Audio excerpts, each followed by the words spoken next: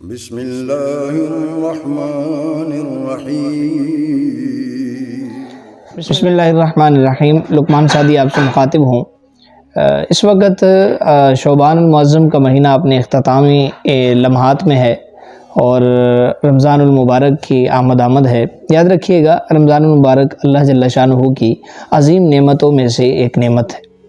اللہ کے نبی صلی اللہ علیہ وسلم رمضان المبارک کی آمد کا شدت سے انتظار کیا کرتے تھے، اور آپ اس معزز مہینے کا جو اہتمام ہے وہ شعبان المعظم کے مہینہ سے ہی اس کی ابتدا کر دیتے تھے۔ آپ روزوں کی کثرت کرتے تھے اور صحابہ اکرام رضوان اللہ تعالیٰ علیہ مجمعین سے آپ سوالی انداز میں پوچھا کرتے تھے کہ ماذا یستقبلکم وتستقبلون، کہ کون تمہارا استقبال کر رہا ہے اور تم کس کا استقبال کر رہے ہو؟ تو جناب حضرت عمر فاروق رضی اللہ تعالیٰ عنہ نے سوال کیا کہ یا رسول اللہ صلی اللہ علیہ وسلم، کوئی وحی آنے والی ہے؟ آپ نے فرمایا نہیں۔ عرض کی یا رسول اللہ صلی اللہ علیہ وسلم، کسی دشمن کے ساتھ جنگ ہونے والی ہے؟ آپ نے فرمایا نہیں۔ تو عرض کرنے لگے کہ یا رسول اللہ صلی اللہ علیہ وسلم، پھر کیا بات ہے؟ تو نبی علیہ السلام نے ارشاد فرمایا کہ ان اللہ یغفر فی اول لیلۃ من شہر رمضان، کہ بے شک اللہ جل شانہ ماہ رمضان کی پہلی رات ہی میں تمام اہل قبلہ کو کیا کر دیتا ہے؟ بخش دیتا ہے۔ تمام اہل قبلہ کو کیا کر دیتا ہے؟ بخش دیتا ہے۔ حضرت انس رضی اللہ تعالیٰ عنہ سے مروی ہے، آپ فرماتے ہیں کہ نبی علیہ السلام جو ہے وہ رمضان کے مہینے کو پانے کے لیے بڑی شدت سے انتظار کرتے ہوئے دعا کیا کرتے تھے۔ تو رمضان کا مہینہ نہایت ہی عظیم نعمتوں میں سے ایک نعمت ہے۔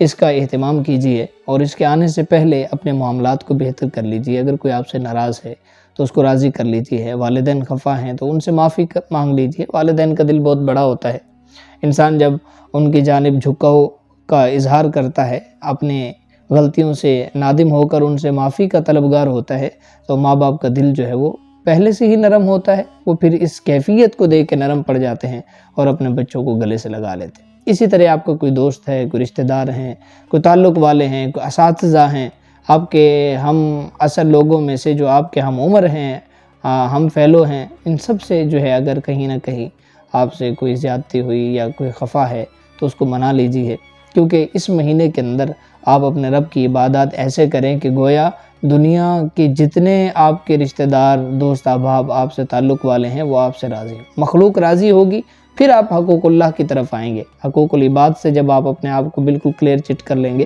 تو جب حقوق اللہ کی طرف آئیں گے تو پھر آپ کی عبادات بھی مقبول ہوں گی، اور ان عبادات کے ذریعے آپ کے اندر روحانیت بھی پیدا ہوگی اور آپ اللہ کے ہاں مقبول ہو جائیں گے۔ تو رمضان المبارک کا اہتمام کیجیے اور اس میں زیادہ تر کثرت کیجیے قرآن پاک کی، اپنے معمولات کو تبدیل کیجیے۔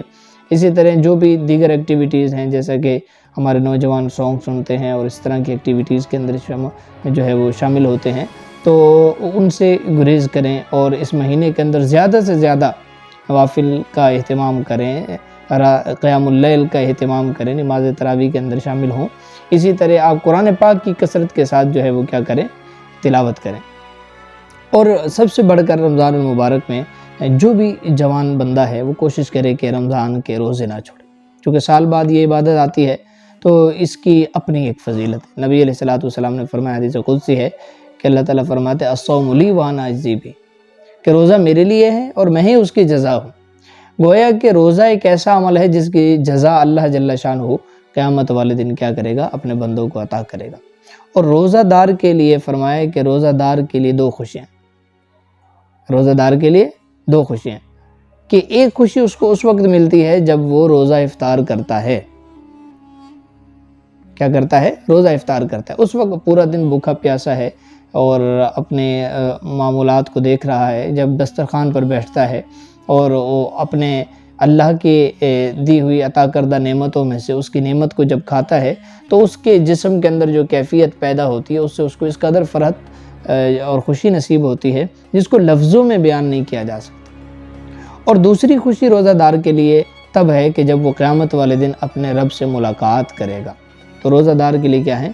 دو خوشیاں ہیں۔ اسی طرح بہت ساری فضیلتیں ہیں روزہ کے حوالے سے، تو اس مہینے کو کوشش کیجئے قیمتی بنائیے، ان لمحات، ان گھڑیوں کو اس قدر قیمتی بنائیے کہ اگر زندگی میں دوبارہ رمضان المبارک نہیں لکھا ہوا تو کم از کم یہ جو کیا پتہ زندگی کا آخری رمضان ہو، اس کو ہم احسن طریقے سے ادا کر کے اپنے رب کے حضور سرخرو ہو کر پیش ہو سکے۔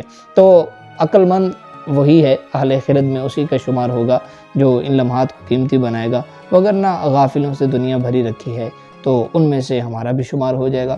کوشش کیجئے، اللہ پاک ہم سب کا حامی ناصر ہو۔ اپنا خیال رکھیے، والسلام علیکم ورحمۃ اللہ وبرکاتہ۔